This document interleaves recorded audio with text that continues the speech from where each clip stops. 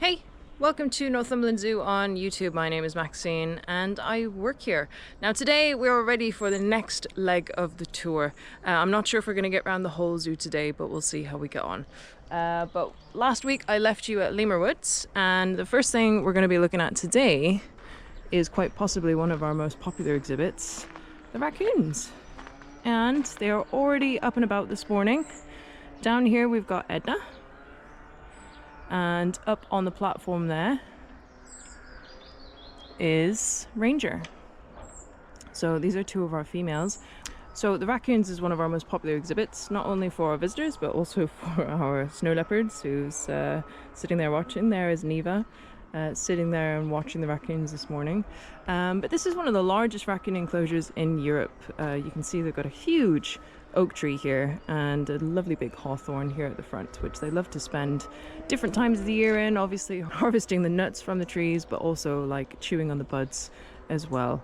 So a lot of these raccoons, obviously you've seen Ranger just climb up there, a lot of these raccoons are getting on a bit. They are quite old. In the wild, raccoons generally, their lifespan is like 1 to 3 years, and that's because of their lifestyle. So they are quite urban animals. They like to live in towns and cities, and they tend to get hit by cars. But in captivity they can live a lot longer. So they can live, you know, kind of 10 to 12 years, similar age to a cat. But a lot of these raccoons have come from rescue situations where they've been kind of ex-pets, or they've been kept in a cage somewhere. And we don't actually know how old they are, but we're pretty confident that Ranger there, who's up on top of the platform there, that she is deaf, and she is on medication as well for her joints as well, because she is getting on a bit. So we try and manage the group as best we can with their abilities. And what's really sad about raccoons, and I have talked about this before, is that obviously they are classed as an invasive species in the UK. Invasive species basically means that they have the ability to, if they did escape, they could populate England very easily. They would happily live in England and destroy all of our native birds and make a right mess of things. So because of that reason, and you're not allowed to breed them or keep them or promote them or do anything like that, obviously we have a duty to look after the animals that we already have. But once they are gone, then they are gone, which is really sad, because this is certainly one of our most popular and most active exhibits here at the zoo. So we've already seen one of our other invasive species so far, and that was the Siberian chipmunk. If you want to learn a little bit more about our raccoons as well, we've got the Zoo Life camera, which is up there, and that obviously can zoom in, pan, tilt and zoom all the way around kind of this area and up the back there. And it also has all the pictures of all of our different raccoons on there if you want to see or learn any more about each individual one. But what I'm going to do now is I'll take you behind the scenes in the raccoon area, just so that you can see a little bit more about their setup.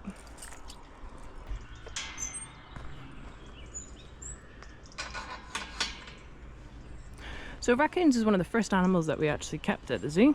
Back in 2009 or 10 is when we first got our first raccoon. Hello, good morning guys. How's it going? Oh dear. So that is Itzy there. So we've got 5 females and 3 males in this enclosure. So this is Itzy. We've got Ralph, Timmy, Tommy, Poppy, Edna, Misha, Ranger. So we're going to go down the back of this enclosure here. So you can see, what you can see from a public point of view is not a very massive part of the enclosure. There's actually a whole another 50% here at the back, where there's various different trees. Hello, good morning, Ralph. This is Ralph. He's our most popular raccoon by far. He has his own cameo channel, and he does happy birthdays and congratulations and will you marry me's. Very popular. So we've got the raccoon house here, which inside has 2 different bedrooms, or 3 areas where they can be kind of kept inside if the weather's really bad. Because obviously one of our main risks with having an open top raccoon enclosure is the fact that if the winds get up and it gets really high and it knocks any of the trees over, then all the raccoons will be running all over Northumberland and we would be in a great deal of trouble. So this is why we have these kind of holding areas, so that we can secure the animals inside if necessary. So we've got this holding area at the back, which is like an outdoor run area, and it makes an entire loop through the house. And loops are really important in zoos, because the last thing that you want is a dead end. So say for example, if we didn't have this tunnel here, then this here would be a dead end, and if there was an animal chasing another animal for whatever reason, they would get stuck at a dead end. So this is why you create loops in zoos, and generally why you have to have tunnels with ramps over the top. So I'll just take you around. The raccoons are very confused as to why I'm not feeding them. So that's their holding area and the back of the house, the back of the enclosure here. It's proper wild down here. And while we're here, we might as well have a little look at the Lynx house as well. So this is the top of the Lynx paddock, which is completely off show. Inside the Lynx house, I'll just see if you can see. There are 3 dens in there. We've only got 2 lynx now because we did actually eventually manage to get Ghost sent to the south of France. So he's now got a girlfriend and he's living at a zoo in the south of France. So now we have Shadow and Jasper. Hello, good morning.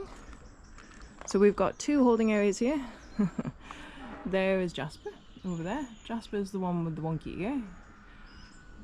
2 holding areas at the top here, and then obviously they have the rest of the pen down there. We'll leave them alone. So Canadian lynx, any lynx, because obviously there's 4 different types, 4 different subspecies, they're incredibly shy. So like these guys' behaviors compared to the snow leopard's behaviors is so different. Like it is mind-blowing. Like trying to get them to tongue feed is like a huge achievement. Whereas the snow leopards, they come up and they kind of like come and say hello and rub against the mesh, and they're a lot easier to work with than the lynx. And obviously there's a thing at the moment going on called the Missing Lynx, where the Wildlife Trust and Natural England are exploring the idea of reintroducing lynx in the UK.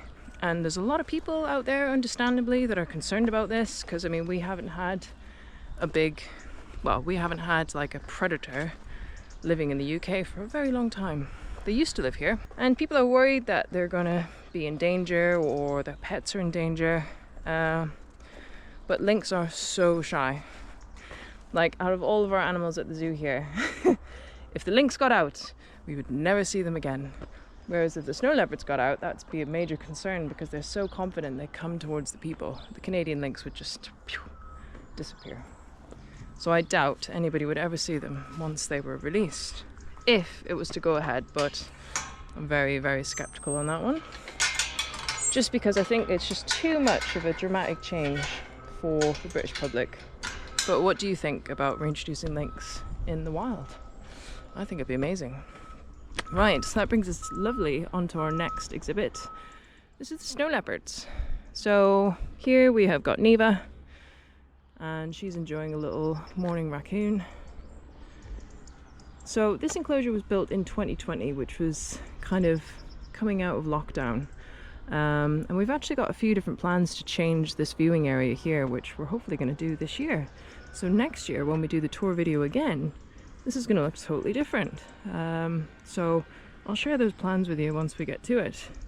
But we've got 2 separate paddocks here for the snow leopards. We wanted to prepare for every single eventuality when it came to these guys. Oh, I've just clocked Carly underneath that little fire hose bed behind a rock. You can see her little head twitching. Anyways, we have got 2 sisters, Carly and Neva. There's only 4 collections in Europe that hold 2 sisters together. Some successfully, some unsuccessfully. So we designed this enclosure so that we could completely split them and separate them. So for whatever reason they decide that they hate each other, which is an acceptable thing for them to do, then they could each have an entire paddock and obviously access to the house as well, safely. But luckily enough, touch wood, the girls get along really well, and they've been living together since obviously they were born, and they're coming up on 5 years old now, so they're doing really, really well. Now, Carly and Neva, you may or may not know, they are part of the EEP, the breeding program, for they are part of the kind of like breeding program, but they're not used animals, and that's because they do have a genetic condition, which it would be very, very unwise to breed from them, because obviously they would pass those traits along. So Neva is very, very easy to tell from Carly, because she's got like a funny eye that kind of points the wrong way. And that's because when she was a cub, she had around half a dozen operations as she was developing and growing to increase the size of her eyelid, because they were born with their eyelids inside out. So that is not the type of animal that you want to breed from. But for us, as a small zoo, obviously never getting to venture into any really rare or endangered species like this before, these animals still need a home. So this was a great opportunity for us to actually start and learn about keeping snow leopards. So it was an amazing opportunity. When you go to apply to have any endangered species, you have to put forward your enclosure designs and your plans into the species committee, which are the people that kind of like are like the gods of the species. So they control all of the movements, and they have records of all of the family trees, and they're the ones who ultimately decide where the animals go. So when you want to get an endangered species like this, you put forward the plans of your exhibits and your husbandry experience and the background of your team. So it's not just about what you can give them, it's who's going to look after them. And then they have a look at that and they decide, actually, yes, you can have these, or no, you can't. So we were incredibly lucky to get permission back in 2019 to have snow leopards, and these two girls needed a home and they were perfect for us. And they've been amazing. They're amazing girls to work with.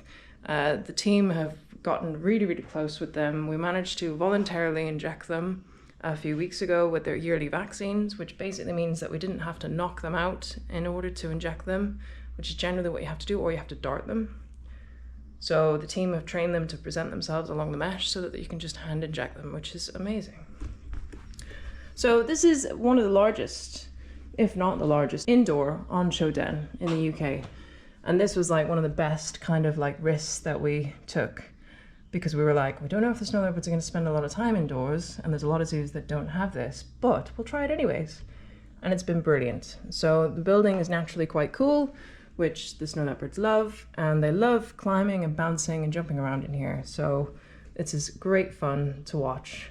And there's a Zoo Life camera in here as well, so you can actually watch them from home. So in this house here, you got the on-show den, which connected to the right-hand paddock.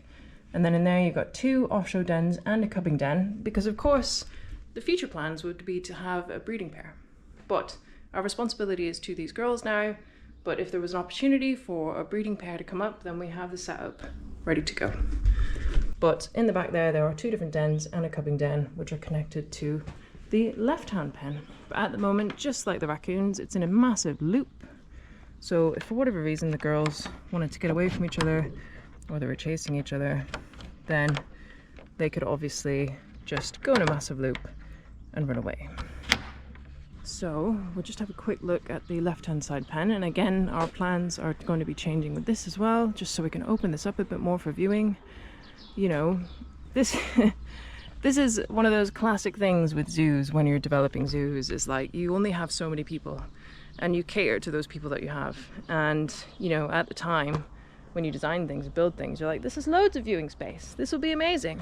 But it is not enough viewing space. We have so many people here, it gets stacked up. So really want to open these areas up and give a lot more viewing. But this is all the joys of building a zoo from scratch.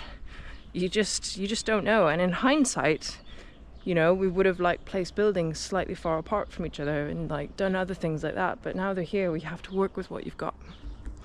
So now we're at the top of the snow leopard paddocks. Lemur Woods is there. We're gonna head this way. You used to be able to go up there into our domestics paddocks, which was the fallow deer on the left, and ponies and llamas at the time up on the right. But we've made this into a bit of a wildlife area. This here is an empty paddock just now, but we have got plans to dig a bit of a lake or a pond, and that is for our tapirs. So the tapir can come out this way, go in the pond and go back that way, and that means the capybara can have access to this top pond and share the pond a little bit. But right now I think this is just being used temporarily as holding. This is an old Shetland pony shed from back in the day, which is not really used right now. And then here we come onto one of our most popular exhibits, the Tapir and the Capybara. So we've got two separate paddocks. We've got this one on the left. There's the main indoor house, and then we've got this one on the right. This one on the right has unobstructed viewing because it's got a ha-ha wall, which was the first time we tried this concept, which I think is great. It gives you unobstructed viewing into the enclosure. So I'll just take you inside the house and show you what it looks like in there. So although there are capybara on this building, there aren't actually in here at the moment. They're down the bottom. We've already passed them. But we have got tapir. So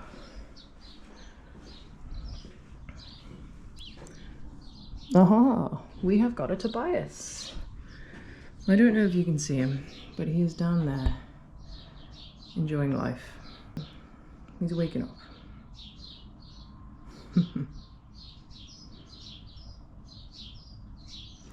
So in here we have got Tobias, and we've also got Pablo. I haven't done an update on it yet, just because it's been a little while, but we have been trialing and successfully mixing Pablo and Tobias as a kind of accompaniment for each other, because Tobias has been on his own here for quite a while. We tried mixing him with Capybara.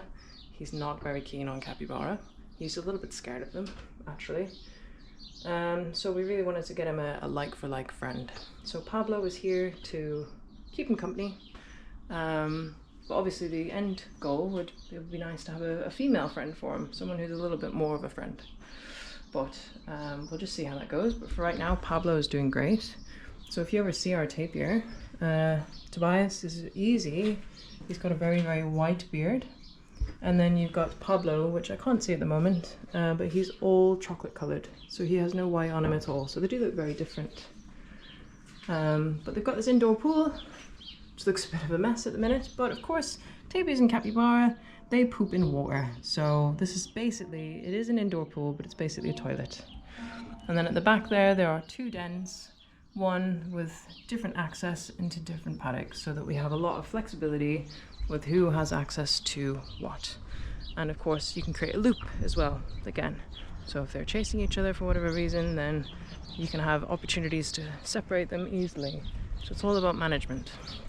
What we'll do is we'll head down the bottom here and I'll show you this, and I'll show you this new bit, and we'll see how we're getting on. So down here we have got the ha-ha paddock again on the left. We've been doing some planting here recently, and this is spot leaf laurel. These are actually for our leaf cut rants. Oh, there's Pablo, I can just see him in there. So we've been mixing them together when there's people and staff to watch them, because obviously we don't want to leave them alone overnight just yet, because there's no need to. We can separate them easily. Tapirs are really big, kind of dangerous animals. They have a lot of potential to cause a great deal of damage. So we don't want them to have a ding-dong in the middle of the night when we're not here to help. So they have a separation, so that's fine. They've got an outdoor pool here. And then down here, this is our kind of new old capybara setup. So all of our capybara are here just now with the Rhea. And you can obviously walk down here now and see them, because this was closed off for a very long time. There's some baby capybara from this year. These were all accidents. They were not supposed to happen. Our male was implanted, but it didn't work. So we had surprise babies. But who doesn't like a surprise capybara baby? And then in the house here, they've got two separate dens. So a front den and a back one. One is connected to that paddock, and the other one is connected to this paddock, again, for separation and management reasons. Okay, so let's have a look at this new area that was developed this year. So if you haven't been to the zoo in the last year, this is brand new. And this is a new enclosure for our serval. Our serval, Afia, was originally living in an enclosure back down behind the otters. And I don't think a great deal of people saw her. But this enclosure is much better for her because it's flat, it's open top. We can build higher platforms for her. And the other nice thing that we've got for her is we've got an on-show den as well. So this is the house. And inside of here is her on-show den. So we did a YouTube video you might have seen of doing the mock rock for this enclosure, which is on our channel. But in this house, she has got a den behind this wall here, which is like a cubbing den style one. And then behind that wall at the back, there's another den, and that connects out to a holding area at the back there.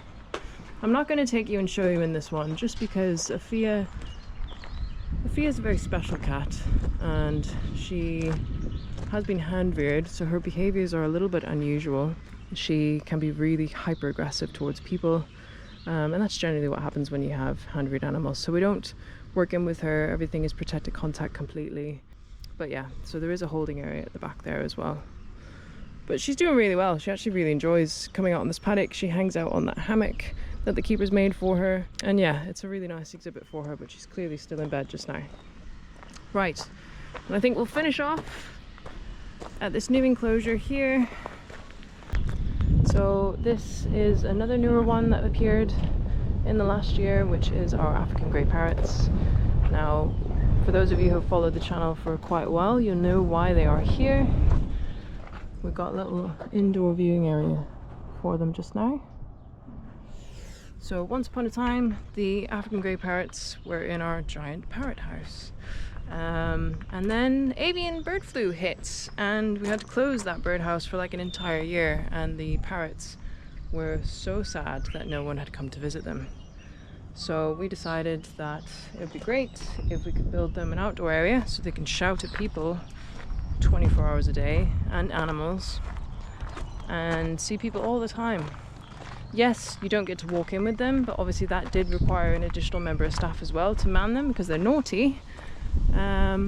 But the parrots are loving it. Obviously they get to sit outside in the sun, they can sit outside in the rain, they can fly around in here. There's a holding area at the back there with multiple different holding aviary pen things for them so we can separate them. And yes, so this is their aviary now, which is much better. So we have got all of our African Greys are all rescued. They're all ex-pets. Some of them are even confiscated from the pet trade. So, which is quite sad. They were confiscated from an airport, and they were due to be sold on. So they were quite young. But that is the problem with parrots. Parrots are incredibly intelligent animals. Like, they are the most intelligent animals that we have here.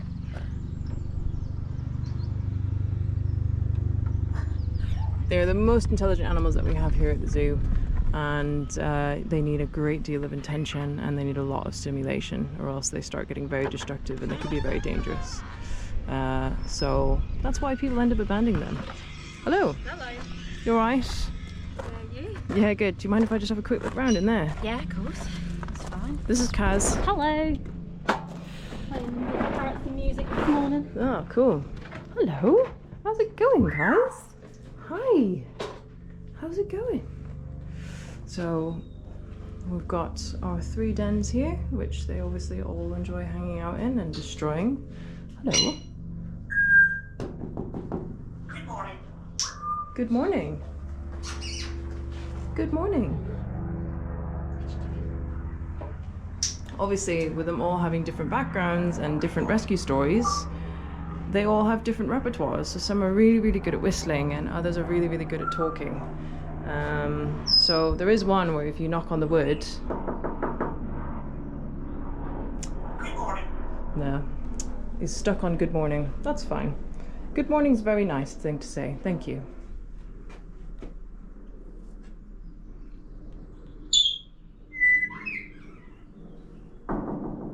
Good